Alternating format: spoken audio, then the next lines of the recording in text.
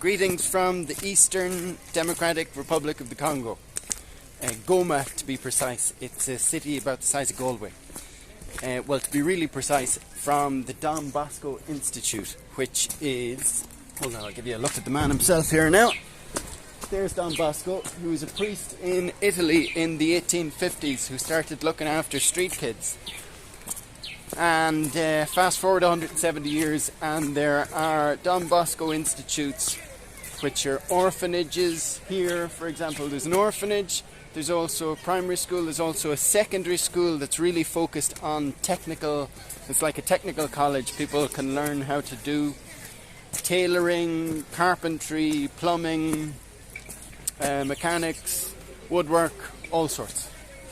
And on their football pitches out in front here, there are more than 5,000 people, all war refugees, from the fighting that is taking place within 25 kilometres of here is the front line.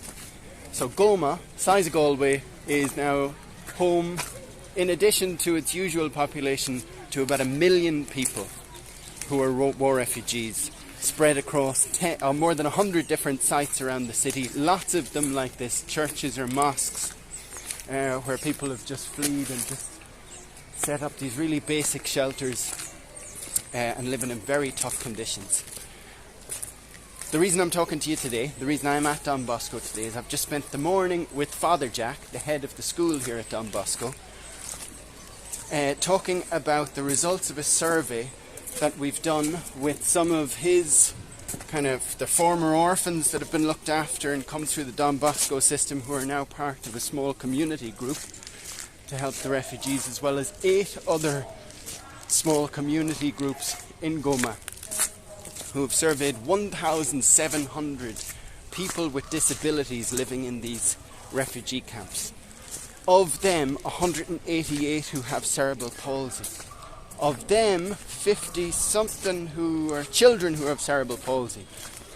Of them, 30-something who need crutches, 46 who need wheelchairs, 24 who say they need glasses, 4 who want to learn how to read Braille because they're blind. These are all kids now I'm talking about. 26, I think, who say they want to learn sign language because they're deaf. And based on this survey, the plan is I'm going to give them 1,000 euros of your funding from ulemu.com. It'll be the first ulemu.com money to be spent in the Congo. I think it's a very worthy cause. I hope you'll agree. And the idea is to spend it on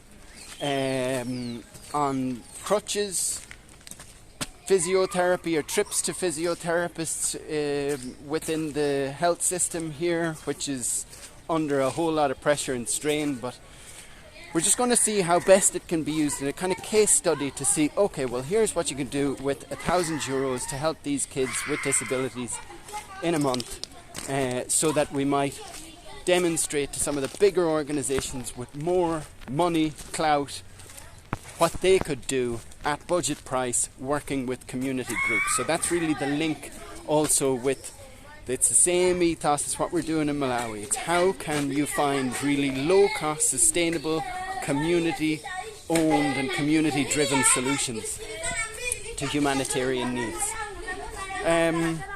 So that's it. I just wanted to give you an update from the Boscos in Goma. Thanks a million for your support, and I look forward to sending you another video within the month of how that 1,000 euro has been spent. And I will sign out now and say Happy Easter and Jambo to these young gentlemen. Jambo, Jambo. Des béquilles démontables à $13,75 et les béquilles non démontables à $10.